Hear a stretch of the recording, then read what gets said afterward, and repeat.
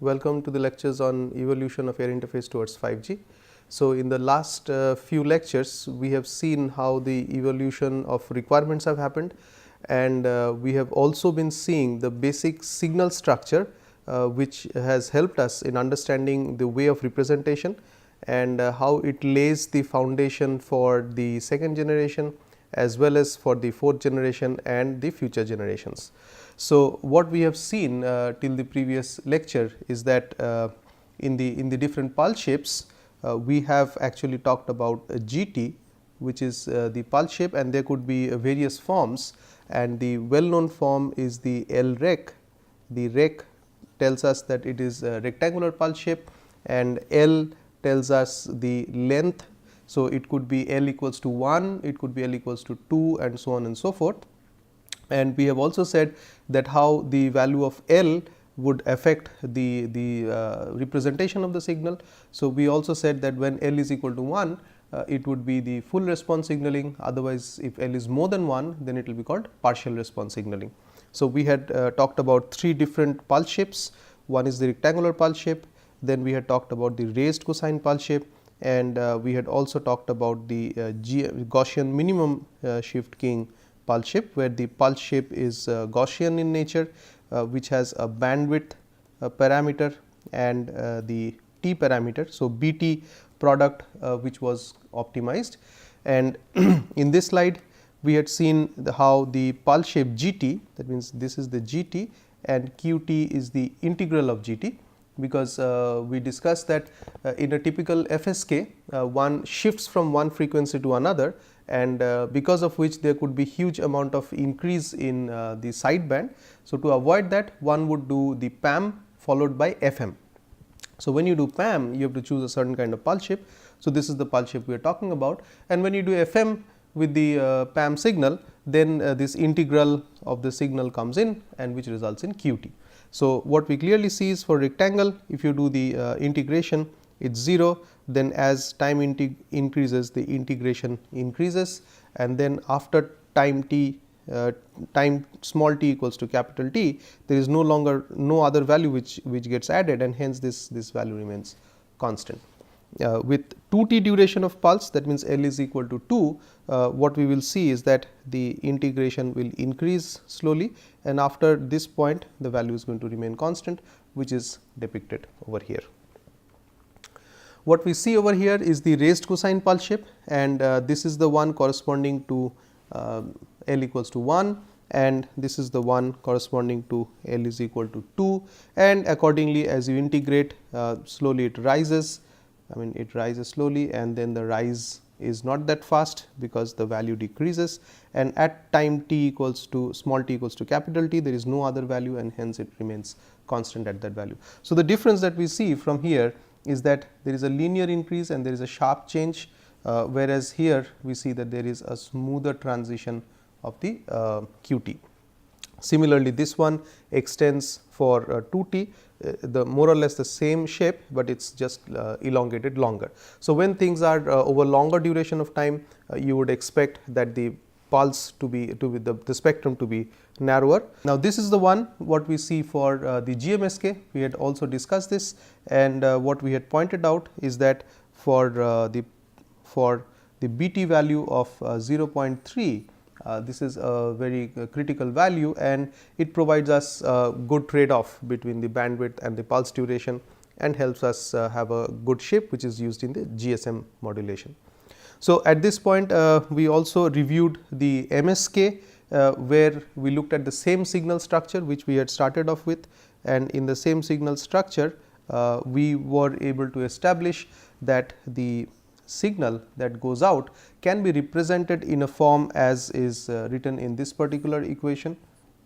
And in this particular equation, what we also saw is this particular term which is of our interest, which can be studied as if there is a particular frequency f1 which is fc minus 1 by 4t depending upon the value of in, and it could be f2 another frequency which is fc plus 1 by 4t depending upon the value of in.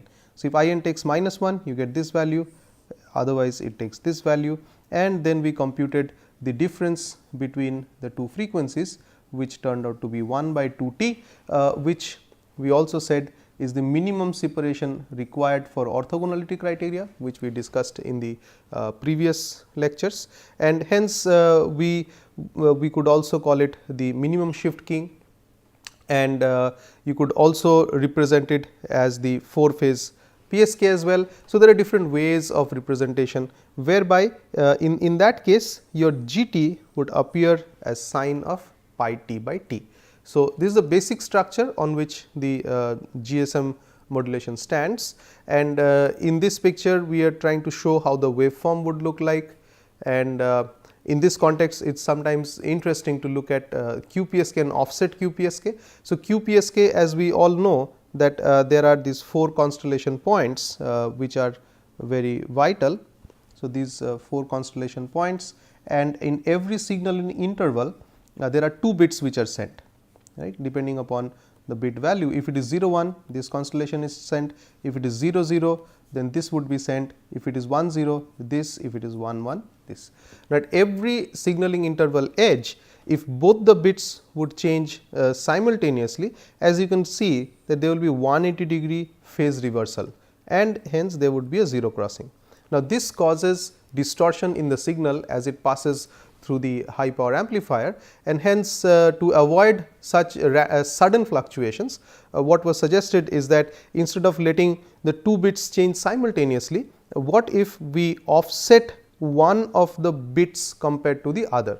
So, that means instead of doing both the transitions at the same time, one could think of sending an offset, that means D0 is for duration 2t, is for the entire duration 2t, and D1 is also for the duration 2t. So, in the unlike the previous case where both were for duration 2t, but both were transiting at the same point in time, whereas here what you can see is that when one is changing the phase, the other is remaining constant, and when another one is changing phase, the other one is remaining constant. So, as a result, what happens is that one is not changing from one of the constellation location to another where there is 180 degree phase shift. So, one can avoid that, and one would restrict to only one bit change, that means from this constellation either it would go to this point or it would go to this point, and from any other constellation again this one it would either go there or it would go there, and avoid a direct transition to this. This particular path is avoided, and hence the signal shape is restricted. The phase change is reduced. If the phase change is reduced, then out of band is expected to be lower, but due to other factors also the overall spectrum requirement does not change, but the signal characteristics as it goes out into the RF section is now improved. So, with this we have this called as the offset QPSK. Now, you could also see MSK in the same form, whereas the pulse shape, instead of being rectangular, you would recognize it as the sine of pi t by 2 t. So, you could also write the representation in this manner, and the other form is that your pulse shape would be Gaussian in nature, and then you have the GMSK modulation. So, these modulations ultimately influence the spectrum, and what we see is that typically for the rectangular pulse shape, we all know that it results in a sinc spectrum. That means, we have the sinc expression over here, correct, and the sinc expression gives rise to large side lobes. The side lobes does not decrease very fast, whereas if we have the raised cosine pulse shape, which is much smoother, it is naturally expected that the side lobes would be lower compared to that of the rectangular pulse shape, and hence one usually goes for the raised cosine, which you generally study in a typical course on digital communications, and we just revisit here for the sake of going back to the basics, and also gives us an impetus towards understanding how these pulse shapes and the spectrum is related. And we have already seen the pulse shape for the Gaussian pulse shape in the previous slide. So, more or less what we are trying to show is that the choice of pulse shape is very critical depending upon the spectrum occupancy and out of band reduction. So, this would typically influence the out of band emission would typically influence your choice of pulse shape, and one would like to restrict the pulse shape in a manner which is pretty tight. However, when we go to multi-carrier systems like the 4th generation and beyond, it becomes imperative that the orthogonality criteria is also maintained. So, we will have a look at that as we go into details in the next few slides. So, this particular rough sketch compares the spectrum of the raised cosine and that of the rectangular, where it kind of depicts that raised cosine in a relative performance has a lower out of band, although the main band is slightly wider, but finally the out of band emission is lower compared to that of the raised cosine pulse shape. So, here what we have is the comparison with the MSK, right, and this is the one for the offset QPSK, whereas this is the one for MSK. Now, the difference is that in MSK your pulse shape would appear like sine pi t by 2 t, whereas in offset QPSK it would still remain as the rectangular pulse shape, and as a result we get MSK it is lower, and in this particular one what we see is comparison of MSK with GMSK with a BT product of 0.5, 0.3 has a different GM spectrum. So, here what we see is that compared to MSK, GMSK has even a lower out of band and overall a smaller bandwidth occupancy. So, this is the this is why GMSK modulation is used for the 2nd generation, where we have cited that the peak to average power ratio is low as well as the out of band emission is low. It is a pretty tight and very efficient spectrum, but the spectral efficiency is not very high, which has given rise to use of different modulation techniques and pulse shape for the future generation or next generation systems. So, next what we look at is the 3rd generation system, essentially the direct sequence spread spectrum, which is very much different compared to that used in the 2nd generation system. So, we will take a brief look into how this things is structured and what is done and what is the advantage and how things are processed at the receiver, so that we get to see the distinction between them. So, here what we see is that there is a data signal. Okay.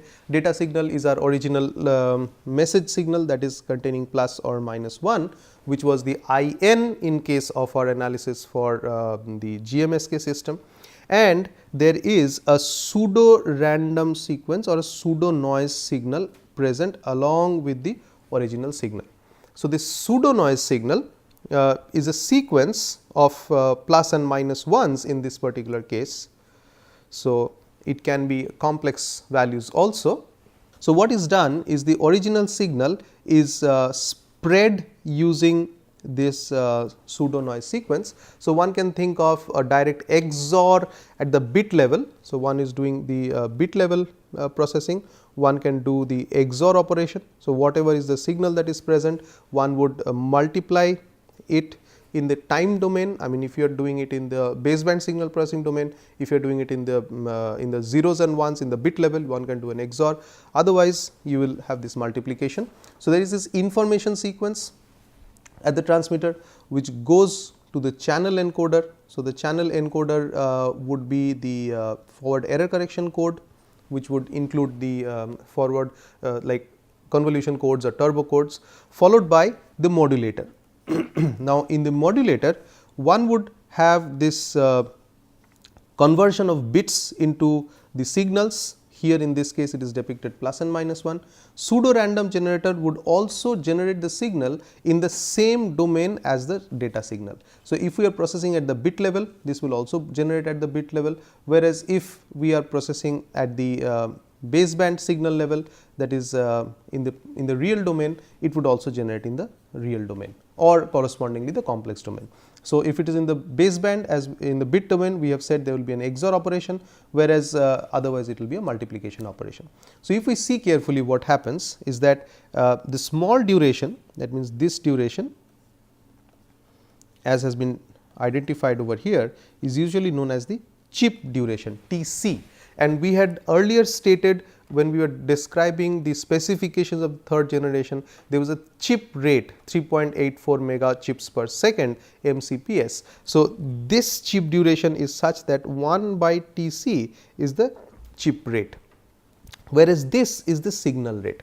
So, now what we see is that the number of chips that go into the signal period would be termed as the spreading factor. Now, why it is called the spreading factor? Simply because you can clearly see that T b, which is the bit duration, is related to the bandwidth in a 1 by T b fashion. So, the bandwidth is 1 by T b, let us say, and here the bandwidth is 1 by T c, or the bit rate is 1 by T b, and here the chip rate is 1 by T c. So, T c being much smaller. So, this is R c and this is R b. So, what we see is that T c is much smaller than T b, and hence we can write that R c is much greater than R b, right. So, that means the rate of chip is much higher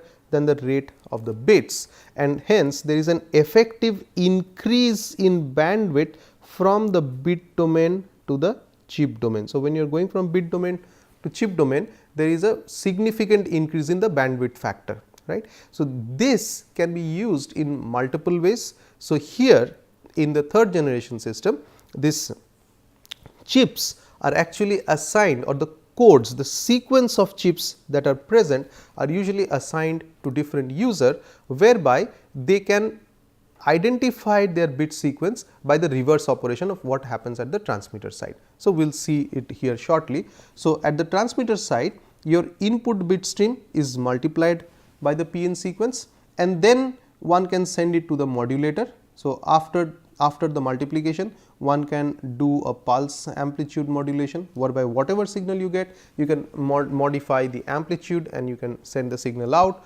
through the channel. It goes to the receiver. Now, at the receiver, you again use the same PN sequence that has been multiplied with the data source, right. So, now a user should know its PN sequence or the code that is associated. So, it is also called the code, okay. And because this is called the code, we also call it the code division multiple access.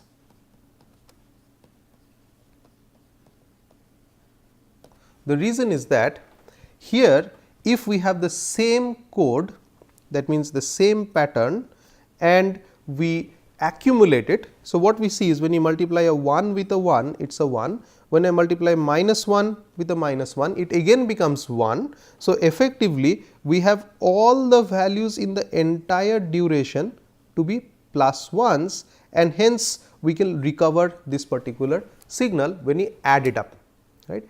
Whereas, if the code is of a different type, that means instead of having +1, if let us say we draw another sequence, which let us say is -1 over here and it is +1, we just draw the reverse sequence.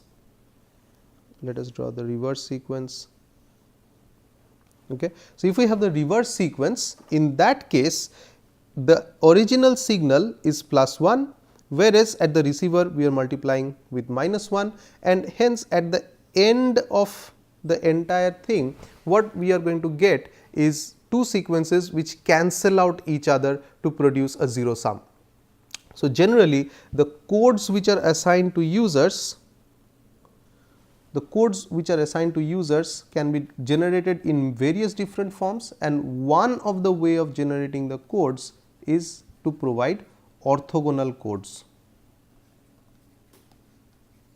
So, orthogonal codes would have the property that if I have the code sequence Cm and at the receiver I multiply with the code sequence Cn, and I just put a conjugate to write the generalized expression of k, let us say kth chip, right, and sum over k equals to 1 to L C, which indicates the chip length, I will be getting a value I can use, I can normalize the entire thing 1 if m is equal to n, and this could be defined to be 0 if m is not equal to n, right. If such happens, then if let us say the transmitter generates with the code sequence m, and the receiver decodes with a code sequence n. So, when will this happen? This will happen because if the transmitter has created the signal for mth user, but nth user tries to decode it, then the end result at the receiver of the nth user would be 0. However, if it is the same mth receiver, in that case it is going to get a 1. Right. So, that is the property of orthogonal codes. In that case, only the desired user can decode the signal and undesired users will not be able to decode the signal. So, this way there is an inherent privacy or secrecy which is included into the mechanism. So, if one wants to have a secret or private communication, one gets the benefit of that by virtue of using code division multiple access. Whereas, if we consider this with respect to other schemes, there just different time and frequency slots are used. So, if one user knows or decodes all time and frequency slots, one is able to decode all the other signals. But here the malintention user needs to know the specific code that has been assigned to a user. So, if it is the orthogonal sequence of codes, then one may be able to try out using all possible combinations of codes and able to decode the signal finally. But then there were other codes which are known as the pseudo random codes, which need not necessarily be orthogonal. In that case, the code sequences can be made very large, and one to find the particular code that has been used by another user will not necessarily be an easy task. Now, here when you decode such a thing amongst several problems, one of the issue is to synchronize the code. So, now just look at the whole thing. If the user who is the desired user, instead of using the code which is kind of depicted in this picture, one tries to use, let us say, just clean off some of the earlier things. Yeah, let us say one tries to use the same code, but it is shifted. Okay, let's take another color. So, let us say it is shifted, and instead of that it is shifted over here. Okay. So, if it is shifted version, then it would appear that we are kind of doing a delayed correlation. So, here again different properties of the codes are necessary. The code should have very good autocorrelation properties as well as very good cross correlation properties.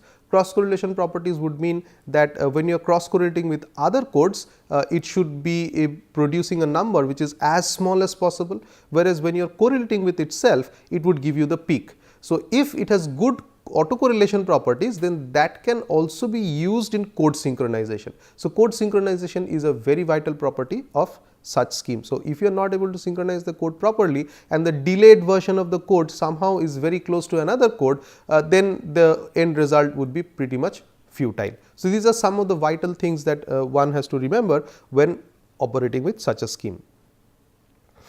So, there are different modulation techniques also. So, this particular one shows the direct sequence QPSK modulator. So, where we have the encoder and two parallel streams, where one goes with the cos, one goes with the sine. So, one has the data which is split from serial to parallel, and it goes in two different directions.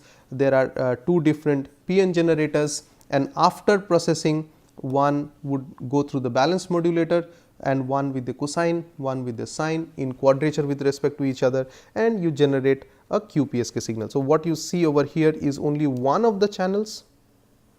What you see in this particular picture is one of the channels. What you see in this particular picture is that one of the channel is part of it.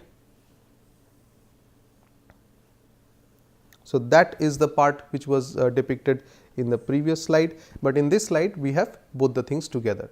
Now, the demodulator part, one would have a matched filter. So, in the matched filter, one is using a complex version of the matched filter, because you have the complex signal over here, and then there will be a sampler. The clock rate that will be given over here would be at the rate at which the PN sequence is generated, and again typically you would multiply with it and produce the Y bit, that is output and goes to the decoder. So, it is a little bit more complicated version of what has been shown in the previous slide, but this is what would be typically used in the communication system. Moving ahead further. So, what we have over here is description of a rake receiver for multipath. So, what it does is that before we discuss this is that when signal propagates from one point to another. So, let us say this is the transmitter and let us say this is the receiver. So, in a typical wireless link there would be multiple reflections before the signal can proceed to the desired direction. They could be to the desired intended user, there could be reflections and it proceeds.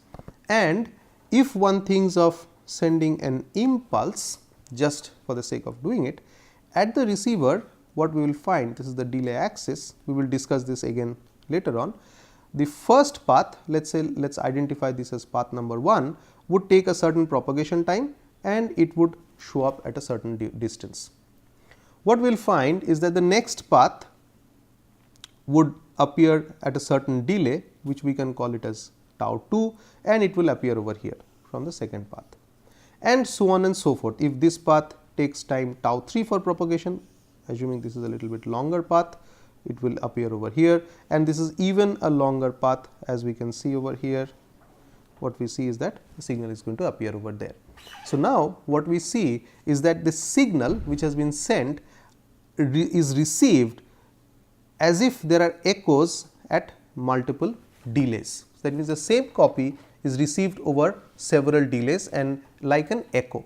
So, in this case a typical architecture known as rake receiver, which has the signal going for further processing and the signal is delayed through several delay units and again sent for processing, and it is delayed further and sent for further processing.